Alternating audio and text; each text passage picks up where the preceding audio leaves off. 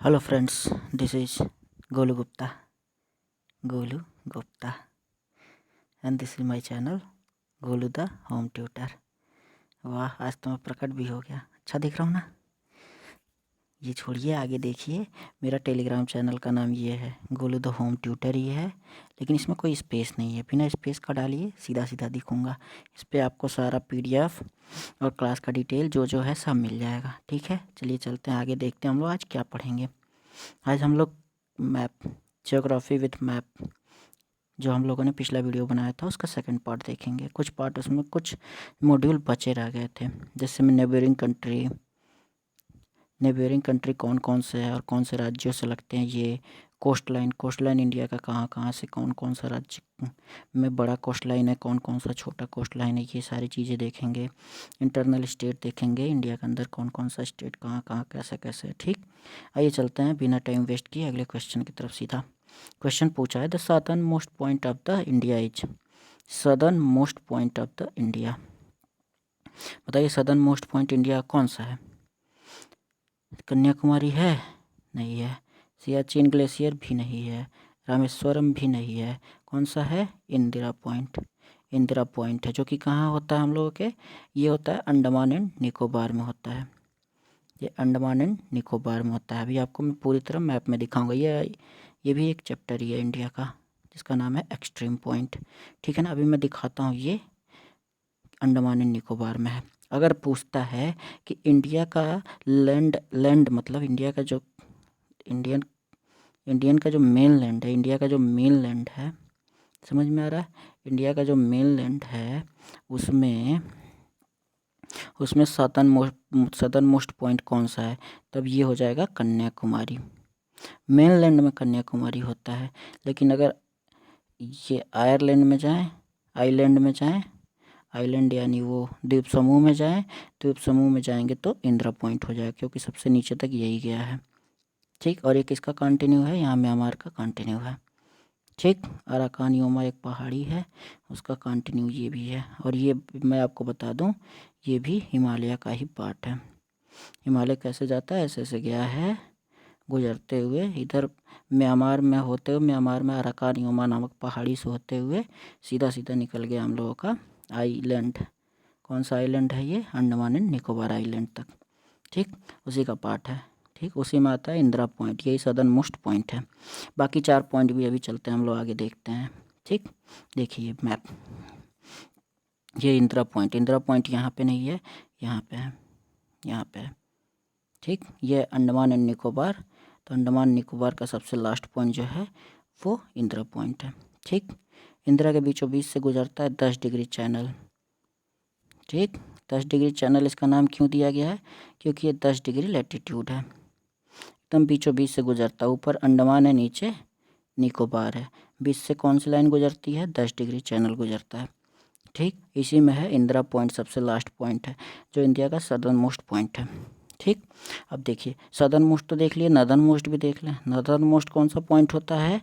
इंदिरा कोल, और ये कहाँ पड़ता है? सियाचिन में पड़ता है। सियाचिन ग्लेशियर, जो कि अभी लद्दाख में है। ठीक, कहाँ पड़ता है? इंदिरा कोल, ये सबसे नॉर्थ वाला पॉइंट है, ये पड़ता कहाँ है? सियाचिन में। ठीक, वैसे अगर पूछे ईस्ट कोस्ट कौन सा है, तो ईस्ट कोस्ट पड़ता है किबीथू, अरुणाचल प्रदेश में जो है। ये वाला पॉइंट सेम दिख रहा है, यहाँ पे पड़ता है कहीं किबीथू, जो कि कहाँ है? अरुणाचल प्रदेश में। आप लोगों ने देख लिया northern most point Indira Col, southern most point Indira point, उसके बाद से ईस्टर्न मोस्ट पॉइंट कौन सा है? किबीथू, अरुणाचल प्रदेश। और वैसे ही वेस्टर्न कोस्ट में क्या है? कुआर मोता, जो कि कहाँ पड़ता है? गुजरात में पड़ता है। ठीक, कई बार क्वेश्चन पूछ चुका है कि ईस्टर्न मोस्ट और वेस्टर्न मोस्ट कौन कौन से राज्य पड़ते हैं, कौन कौन सा स्टेट पड़ता है। तो वेस्टर्न मोस्ट में आपका गुजरात पड़ता है, और ईस्टर्न मोस्ट में आपका अरुणाचल प्रदेश पड़ता है। ठीक, ये कई बार क्वेश्चन पूछ चुका है। ऊपर नीचे तो कंफर्म नहीं था, इसके वजह से कभी पूछता नहीं है। ठीक है, पूछ भी सकता है आगे कभी। अगर एक चीज़ और पूछता है कि अगर सदर्न मेनलैंड में, इंडिया के मेनलैंड में सदर्न पॉइंट कौन सा है, तो उस केस में आ जाएगा आपका कन्याकुमारी।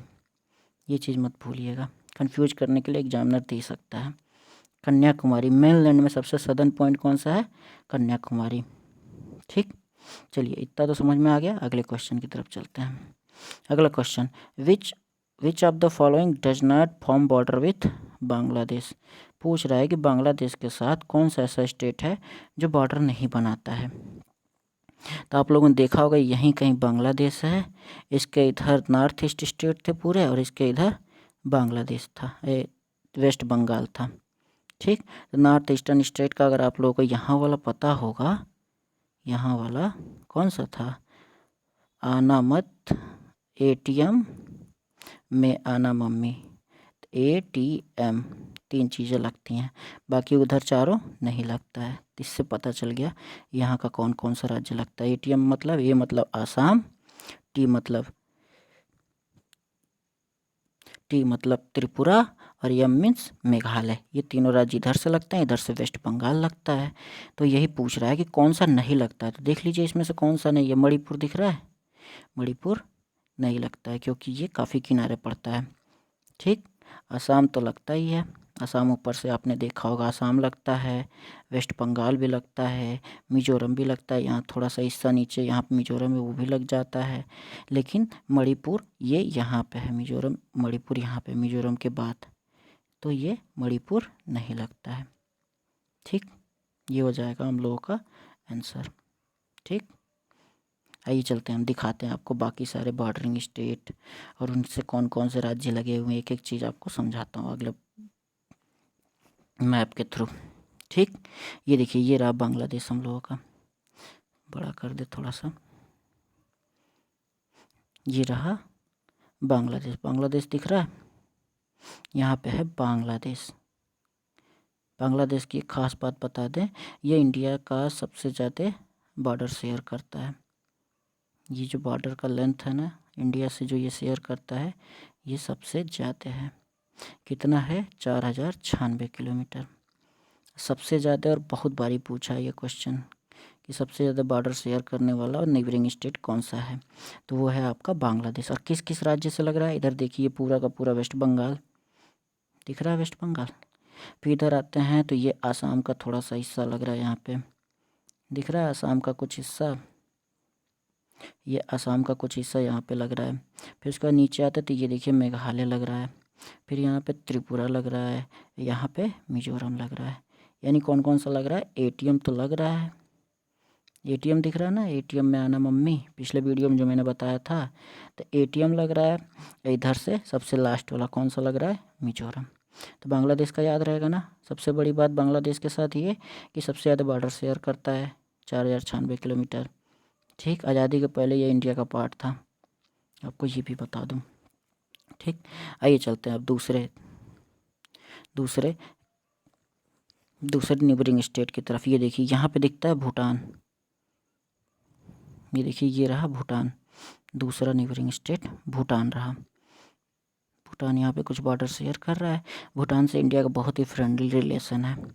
ठीक, ये किससे बॉर्डर शेयर करता है? इधर देखिए, इधर अरुणाचल प्रदेश से कर रहा है, यहाँ आसाम से कर रहा है, पूरा आसाम, अरुणाचल प्रदेश, आसाम और अरुणाचल प्रदेश दिख रहा है ना आप लोगों को। इधर से आसाम, ये रहा आसाम और ये रहा अरुणाचल प्रदेश। और यहाँ पे रहा ये कौन सा स्टेट है? वेस्ट बंगाल। और यहाँ पे सिक्किम, ये देखिए दो देश के बीच में कौन सा राज्य है? सिक्किम। ठीक है, सिक्किम की विशेषता आपको एक चीज़ बता दें, सिक्किम ऐसा प्रदेश है जो 3 देशों से घिरा हुआ है, इधर से भूटान, इधर से नेपाल और इधर से चाइना। थोड़ा सा बचा है, वरना ये बांग्लादेश से भी लग गया रहता, बीच में बंगाल आ गया है। बस 3 देशों से लगने वाला राज्य कौन सा है इंडिया का? सिक्किम। ठीक, और ये जो पार्ट जो दिख रहा है आप लोगों को, ये जो पार्ट रुके दिखा रहे हैं 10 बंगाल का जो ये वाला पार्ट है, ये छोटा सा जो पार्ट दिख रहा है, ये पतला सा, ये बंगाल का ही पार्ट है। ये किसको जोड़ता है? ये पूरे नॉर्थ ईस्टर्न स्टेट दिख रहा है, ये पूरा नॉर्थ ईस्ट स्टेट है, इंडिया का नॉर्थ ईस्टर्न स्टेट कहा जाता है, उसको मेनलैंड इंडिया से जोड़ता है। चिकन, इसको बोला जाता है चिकन नेक। चिकन नेक मतलब मुर्गे की गर्दन, देखिए ना कितनी पतली होती है, सेम वैसे ये भी है, चिकन नेक के टाइप का है। ये मेनलैंड इंडिया को नॉर्थ ईस्टर्न इंडिया से जोड़ता है। ठीक, आइए चलते हैं अगले नेबरिंग स्टेट नेबरिंग कंट्री की तरफ। यहाँ दिख रहा है तीसरा, ये नेपाल। ये तीसरा जो है नेपाल है। नेपाल पूरा हिमालयन रेंज है यहाँ से लेकर वहाँ तक। ठीक है, नेपाल के बारे में जान ले पाते हैं। नेपाल और इंडिया के बॉर्डर के बीच में कोई बॉर्डर एग्रीमेंट नहीं है, ये बात जान लीजिए आप लोग, कोई भी बॉर्डर एग्रीमेंट नहीं है। जब चाहे लोग नेपाल से इंडिया में आ सकते हैं और इंडिया से नेपाल में जब चाहे लोग जा सकते हैं बिना किसी वीज़ा वूजा के। आपको भी घूमने की इच्छा हो निकल लीजिए नेपाल। एक और अच्छी बात है, यहाँ की करेंसी इंडिया से सस्ती है, तो आप लोग यहाँ से 1 रुपये में जो सामान खरीदेंगे वो इंडिया करीब 1.5 रुपये के बराबर होगा। ठीक, तो जाइएगा घूमिएगा, अच्छी जगह है, ये अच्छी जगह है। अभी देख लेते हैं किस किस राज्यों से लगी हुई है। इधर देखिए, सबसे पहले ये उत्तराखंड। उत्तराखंड दिख रहा है। उत्तराखंड क्या है, यूपी, पहले ये यूपी का पार्ट हुआ करता था, अब ये यूपी से अलग हो गया है। ठीक, 2000 में ये भी इसी के साथ अलग हुआ था, जब झारखंड और छत्तीसगढ़ बना था उसी टाइम उत्तराखंड भी बना था।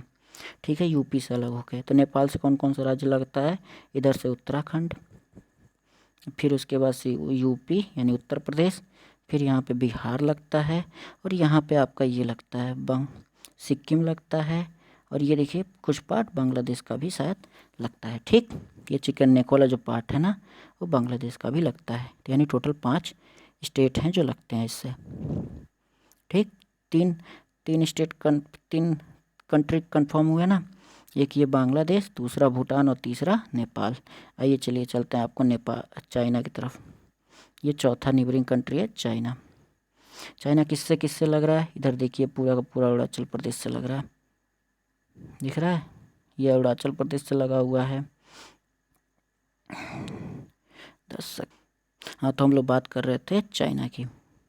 चाइना जो कि चौथे नंबर का नेबरिंग कंट्री है, किससे किससे लगा है, ये पूरा का पूरा अरुणाचल प्रदेश इससे लगा हुआ है, दिख रहा है। अरुणाचल प्रदेश के बाद यहाँ सिक्किम लगा हुआ है, 2 राज्य हुआ।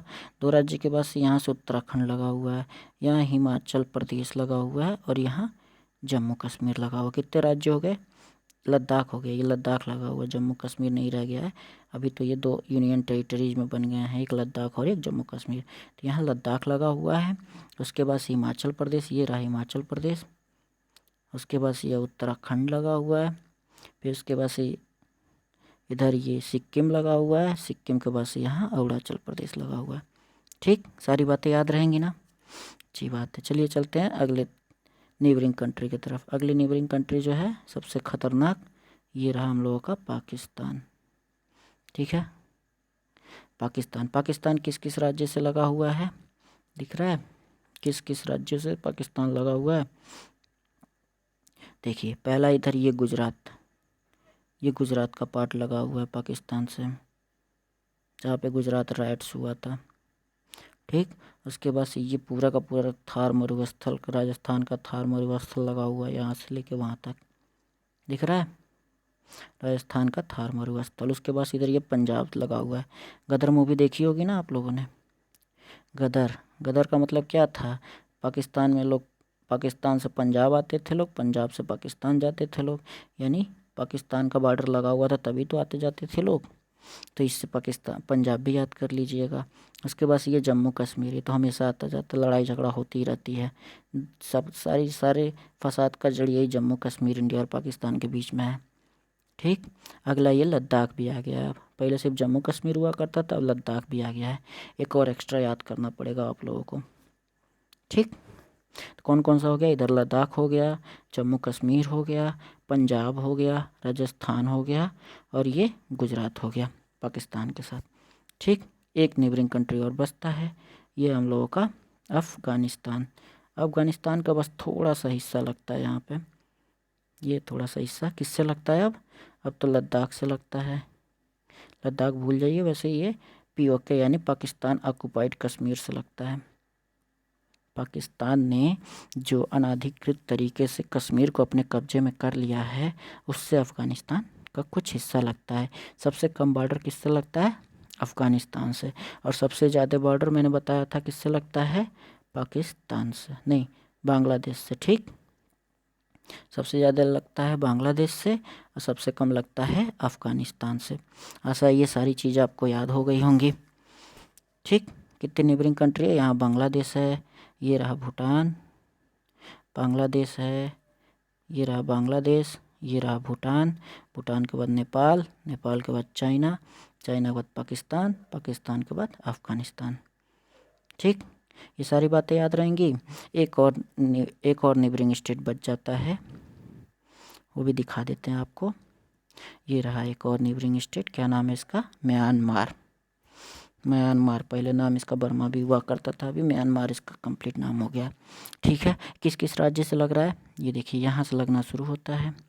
पहला अरुणाचल प्रदेश, अरुणाचल प्रदेश दिख रहा है, उसके बाद से नागालैंड, वही है एटीएम, आना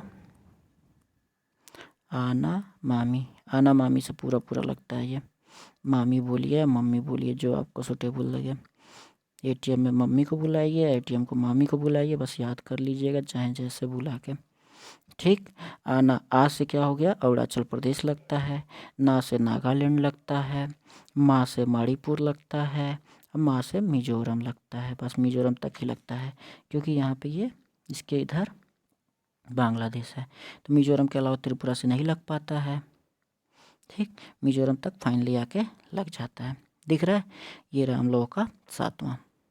याद हो जाएगा सारी बातें, याद कर लीजिएगा, बहुत क्वेश्चन इससे आता रहता है हमेशा, बहुत सारे क्वेश्चन पूछता है हर एग्ज़ाम में, चाहे कोई भी एग्ज़ाम आप दे रहे हो, बड़ा छोटा लंबा चौड़ा कोई सा भी एग्ज़ाम हो, ज़रूर से ज़रूर पूछता है। इवन यूपीएससी तक में ये सारे क्वेश्चन पूछता है, तो आप लोग छोड़िएगा मत, एक बार मैप लेके खुद से मैप बनाइएगा और उसके अगल बगल जो जो स्टेट हैं सब पढ़ लीजिएगा अच्छे से। ठीक, ये बांग्लादेश, बाकी आप लोग देख लीजिएगा एक बार, इतना काफ़ी है।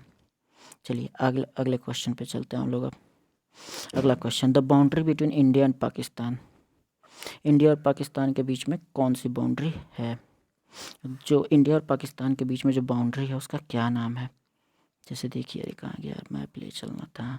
जैसे ये रहा पाकिस्तान और ये रहा इंडिया, इसके बीच में ये बाउंड्री लाइन गुजरी है, इस बाउंड्री लाइन का नाम क्या है ये पूछ रहा है।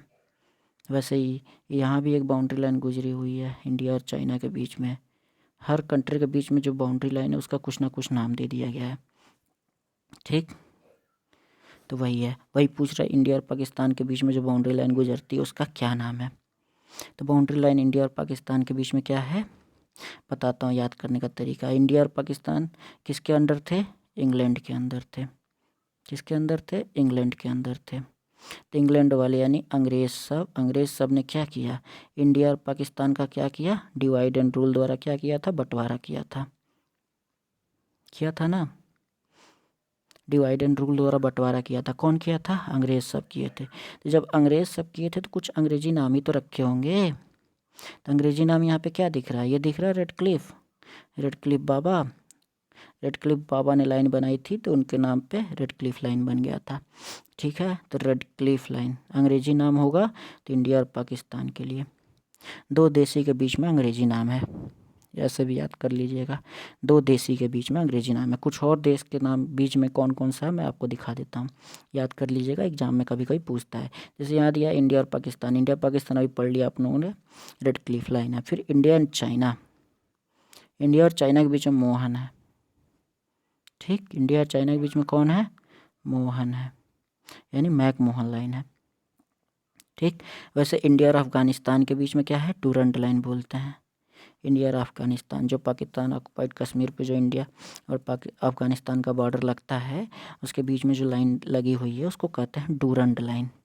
ठीक, वैसे इंडिया और श्रीलंका के बीच में कोई लाइन नहीं है, कोई लाइन नहीं है, उसके बीच में क्या है, उसके बीच में ये जो पानी का हिस्सा जो दिख रहा है आप लोगों को, पानी का जो बड़ा बड़ा हिस्सा दिख रहा है, ये शायद आप लोगों को दिख रहा होगा, ये पानी है, ये लगा हुआ नहीं है बॉर्डर, इसके बीच में जो पानी का हिस्सा है उसको बोलते हैं पाक स्ट्रेट बे, पाक स्ट्रेट बे, बे मतलब होता है खाड़ी, पाक स्टेट की खाड़ी इसके बीच से गुजरी हुई है। ठीक, पाक स्टेट की खाड़ी, जैसे यहाँ पे है बे ऑफ बंगाल, बंगाल की खाड़ी, वैसे इंडिया और श्रीलंका के बीच में पाक स्ट्रेट बे है, याद रहेगा। चलिए चलते हैं अगले क्वेश्चन की तरफ। फिर ये मेरा यूट्यूब चैनल है Golu the home tutor, join करें और सारा का सारा PDF और डिटेल जो है सब आपको इस पे मिल जाएगा, कोई स्पेस नहीं है, ध्यान दीजिएगा। चलिए अगले क्वेश्चन की तरफ चलते हैं। India is divided into how many natural territories, कितनी नेचुरल टेरिटरीज में इंडिया बटा हुआ है? नेचुरल टेरिटरी, नेचुरल मतलब प्राकृतिक, प्राकृतिक कितने हिस्सों में बांटा गया है? जैसे पहाड़ हो गया, नदी हो गया, प्लेन हो गया, ऐसे ये सारी प्राकृतिक चीज़ें होती हैं। तो ऐसे करके इंडिया को किस, इतने बड़े इंडिया को किस तरह से बांटा गया है, कितने भागों में बांटा गया है? ठीक है, तो ये है टोटल 4 भागों में बांटा गया है। ठीक है, ये चारों पार्ट में आपको दिखाता हूँ। ये भी एक चैप्टर हम लोगों का, natural region of the India. ठीक, आइए इन चारों के बारे में आपको हम दिखाते हैं। देखिए ये 4 होता है आंसर। इन चारों के बारे में देखने से पहले आइए दिखाते हैं 4 हिस्से कौन कौन से इंडिया को, जो पढ़ने के लिए बांटे गए हैं इंडिया को।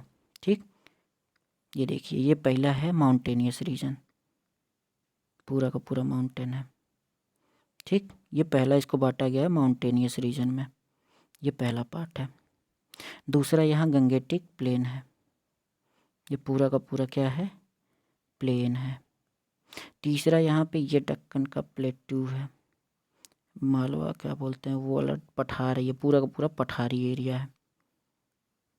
ठीक, और चौथा जो है ना ये कोस्टल एरिया, चौथे में आता है कोस्टल एरिया, और प्लस इधर जो 2 हैं ये अंडमान एंड निकोबार आइसलैंड और ये लक्षद्वीप आइसलैंड, चौथे में ये आते हैं।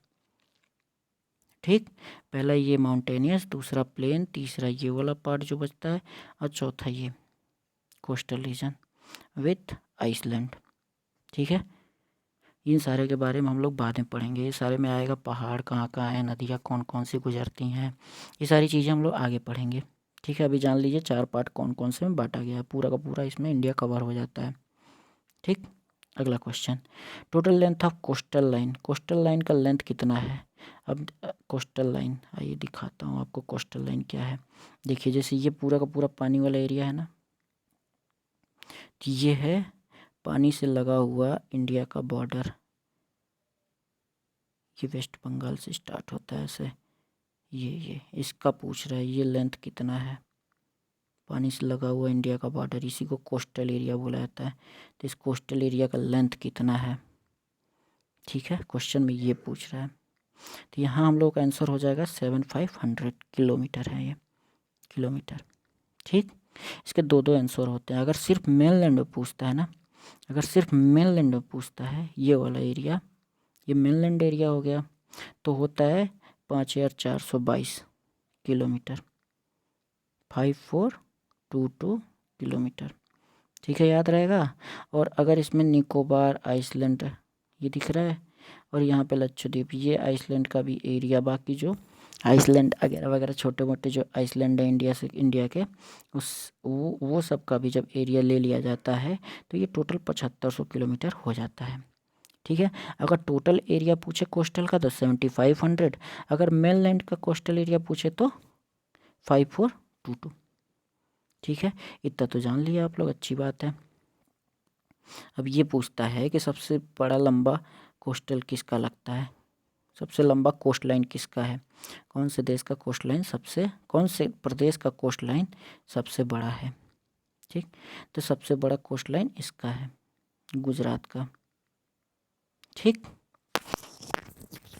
ये गल्फ ऑफ खम्बट, ये गल्फ ऑफ मन्नार बोलते हैं, ये गल्फ ऑफ कच्छ बोला जाता है, गल्फ ऑफ मन्नार बोला जाता है। ठीक है, ये सबसे ज़्यादा बॉर्डर लगता है इसका गुजरात का। दूसरे नंबर पे आता है आपका महाराष्ट्र, दिख रहा है। सबसे छोटा कोस्ट लाइन किसका है? गोवा का, दिख रहा है, सबसे छोटा है इसका बेचारे का। ये तो सही है। ये गोवा की खासियत जानिए, इस पे पोर्चुगल ने राज किया था, पोर्चुगल, जो कि इंडिया में सबसे पहले आए थे। जब इतिहास पढ़ेंगे तो आपको पता चलेगा, जो इंडिया में सबसे पहले आए थे पोर्चुगल, और सबसे लेट में गए, कब गए? 1962 में। ठीक, सबसे पहले पोर्चुगल आए थे और गोवा में रहे, और सबसे लेट 1962 में गए। ठीक, कहाँ से गए? गोवा से। चलिए अगले क्वेश्चन की तरफ बढ़ते हैं। अगला क्वेश्चन पूछ रहा है how many state share the coast line, पूछ रहा है कितने स्टेट हैं जो कोस्ट लाइन शेयर करते हैं। 5 5 क्या है, स्टैंडर्ड मेरिडियन शेयर करता है 5 स्टेट, याद है पिछले क्वेश्चन से। स्टैंडर्ड मेरिडियन 5 स्टेट से गुजरता है। 8 क्या है, इससे हम लोगों का कैंसर गुजरता है, ट्रॉपिक ऑफ कैंसर 8 स्टेट से गुजरता है। तो ये जो है कोस्ट लाइन कितने स्टेट से शेयर करता है, 9 स्टेट से शेयर करता है कोस्ट लाइन। ठीक, कितने स्टेट हैं, 9 स्टेट हैं और 4 यूनियन टेरिटरीज हैं। 9 स्टेट और 4 यूनियन टेरिटरीज हैं जिससे कोस्ट लाइन लगता है इंडिया का। कोस्ट लाइन मतलब समुद्र का हिस्सा लगता है, समुद्र किसके बॉर्डर से लगा हुआ है, कोस्ट लाइन कहने का मतलब ये है। आइए मैं गिनवाता हूँ 9। देखिए, एक ये गुजरात हुआ, दूसरा मध्य प्रदेश हुआ, तीसरा गोवा हुआ, चौथा कर्नाटका हुआ, पांचवा केरल हुआ, छठवां तमिलनाडु हुआ, सातवां आंध्र प्रदेश हुआ, आठवां उड़ीसा हुआ और 9वां यहाँ वेस्ट बंगाल हो गया है। और कोई राज्य दिख रहा है जो कोस्ट लाइन से है, कोई तो नहीं दिख रहा है। देख लिए, इसका मतलब कितने राज्य हैं जो कोस्ट लाइन है, जिसके कोस्ट लाइन है 9। 1 2 3 4 5 6 7 8 9। ठीक है, यहाँ पे हम लोग अंडमान निकोबार और यहाँ पे लक्षद्वीप, यहाँ पे bay of Bengal. Bay of Bengal बताए तो एक चीज़ इससे जुड़ा हुआ है, अम्फान। अम्फान इधर से आया था, याद है, बे ऑफ बंगाल से ही आया था, उड़ीसा और वेस्ट बंगाल की धज्जियाँ उड़ा दिया था। ठीक है, अम्फान चक्रवात साइक्लोन। और इधर है क्या हम लोग का, अरेबियन सी है। ये वाला जो एरिया है ये अरेबियन सी है और ये बे ऑफ बंगाल है। अरेबियन सी से आया था एक चक्रवात, याद है, निसर्गा नाम था उसका, जिसने महाराष्ट्र की धज्जियाँ उड़ाई थी। उस टाइम हम भी महाराष्ट्र में ही थे, घर में छुपे हुए थे, घर से बाहर नहीं निकले कहीं कुछ हो ना जाए। तो आप लोगों ने जान लिया इधर से अम्फान और इधर से निसर्गा के बारे में। ठीक, अम्फान बे ऑफ बंगाल से और निसर्गा अरेबियन सी। तो यहाँ से आप लोग जान लीजिएगा, ये बे ऑफ बंगाल है, ये अरेबियन सी है। बे ऑफ बंगाल में अंडमान एंड निकोबार है, अरेबियन सी में लक्षद्वीप है। ठीक, बाकी इतना काफ़ी है। सबसे साउथर्न पॉइंट कहाँ लगता है, अरे ये अंडमान एंड निकोबार का लगता है, जिसको बोलते हैं इंदिरा पॉइंट। ठीक, चलिए आगे चलते हैं अगले क्वेश्चन की तरफ। The name of coast of Tamil Nadu. अब क्या है ना, जो कोस्टल एरिया भी आपने देखा, सारे कोस्टल एरियाज का अलग अलग नाम है। ठीक है, तो ये पूछ रहा तमिलनाडु और आंध्र प्रदेश से लगने वाले कोस्टल एरिया का नाम है। जैसे ये रहा कोस्टल एरिया, ये है ना, तो इसका कुछ अलग नाम है, इसका कुछ अलग नाम है, इसका अलग नाम है, इसका अलग नाम है, इसका अलग नाम है, इसका अलग नाम है, इसका अलग नाम है, इसका अलग, ऐसे करके 6-7 नाम है। ठीक है, तो वैसे ही पूछ रहा है तमिलनाडु और आंध्र प्रदेश वाले क्या नाम है, तो उसका नाम है कोरोमंडल। ठीक है, ये जो मलाबार है ये केरला साइड में है। ठीक, अभी दिखाता हूँ मैं आपको अगले पेज में। ये सिरकास जो है यहाँ आंध्र प्रदेश में है। चलिए आगे मैं आपको सारा का सारा दिखाता हूँ, एक बार देखिए, रट्टा मार लीजिए, क्योंकि ये बहुत बारी पूछा जा रहा है आजकल। ठीक है, ये देखिए पहला प्लेन है उत्कल प्लेन, पहला है उत्कल प्लेन। तो उत्कल प्लेन कहाँ में है, पूरा का पूरा उड़ीसा में है। ये दिख रहा है उड़ीसा का बॉर्डर, उत्कल प्लेन से क्या लगा हुआ है, उड़ीसा। ये पूरा कोस्टल एरिया है, कोस्टल एरिया उड़ीसा तक है। ये वेस्ट बंगाल का भी हिस्सा थोड़ा सा उत्कल में आता है। ठीक, उसके बाद नार्थन सिरकास। नार्थन सिरकास दूसरा दिख रहा है। तो नार्थन सिरकास से कौन कौन सा लगता है, उड़ीसा का कुछ हिस्सा लग रहा है, उड़ीसा के कुछ हिस्सा के साथ, उड़ीसा के कुछ हिस्सा के साथ यहाँ आंध्र प्रदेश का बॉर्डर लग रहा है।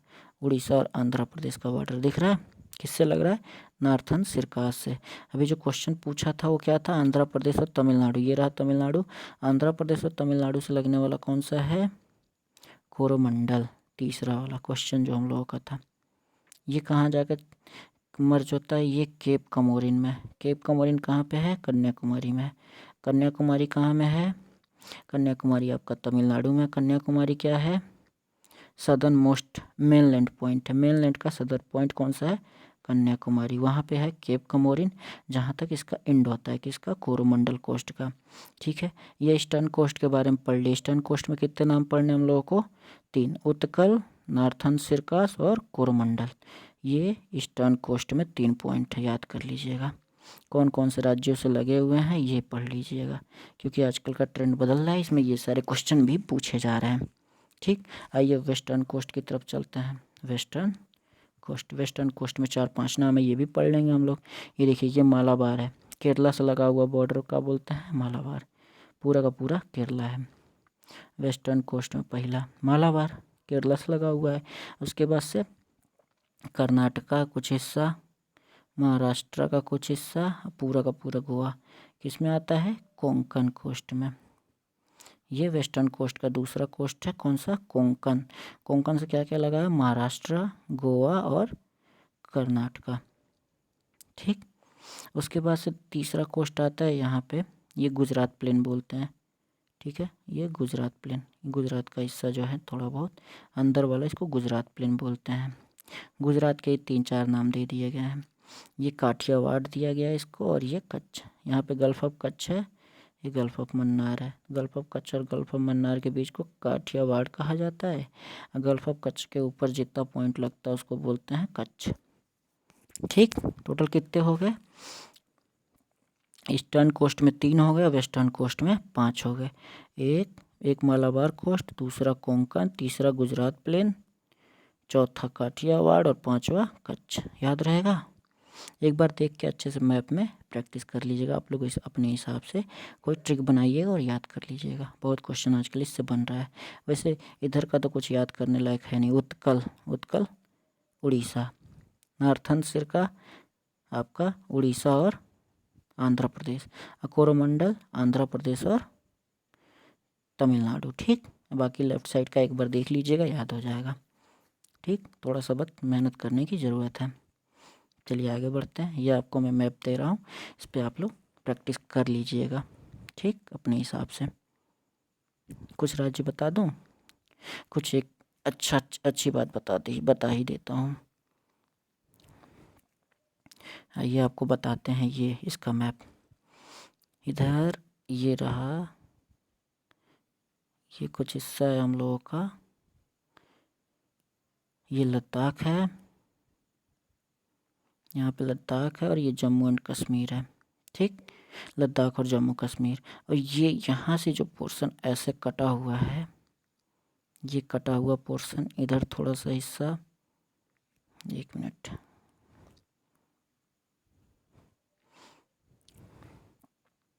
ये पोर्शन और इधर का थोड़ा सा हिस्सा, ये वाला, इसको ये पूरा का पूरा पाकिस्तान ऑक्युपाइड कश्मीर है। ये वाला आज़ाद कश्मीर है, ये पाकिस्तान ऑक्युपाइड कश्मीर है, पीओके इसको बोलते हैं। ठीक, और ये आज़ाद कश्मीर था, आज़ाद कश्मीर है। ये ना इंडिया में ना पाकिस्तान में है, इसको लोग आज़ाद मानते हैं। इधर का कुछ हिस्सा जो है ना, ये वाला हिस्सा आता है सीओके में, जैसे उधर पीओके है इधर सीओके है, चाइना ऑक्युपाइड कश्मीर। सीओके में ही आता है हम लोगों का K2 गॉडविन ऑस्टिन, दूसरे नंबर का सबसे ऊंचा पिक। जैसे पहले नंबर पे क्या है, पहले नंबर पे एवरेस्ट है, 8,848 मीटर वाला एवरेस्ट है। तो दूसरे नंबर पे क्या आता है, दूसरे नंबर पे आता है हम लोगों का K2 किस में है, सीओके में है। इसीलिए इसको कभी कभी इंडिया का पार्ट बोला जाता है, कभी कभी इंडिया का पार्ट नहीं बोला जाता है। ठीक है, तो जम्मू एंड कश्मीर के बारे में ये बात जान लीजिए। ये वाला पीओके है, दिखा देता हूँ अभी आपको मैं, ये वाला रीजन पीओके है, ये वाला सीओके है, और ये आज़ाद कश्मीर है। इसका 2 भाग बटा हुआ है, इधर ये लद्दाख है और ये जम्मू एंड कश्मीर है। दोनों का दोनों अभी क्या बन गया है, यूनियन टेरिटरी। 2 यूनियन टेरिटरी बनने के साथ इंडिया के पास अब कितने हो गए हैं, 28 स्टेट्स हो गए। ठीक, 29 से 1 कट के 28 हो गए, और उसके बाद से 8 यूनियन टेरिटरीज हो गए।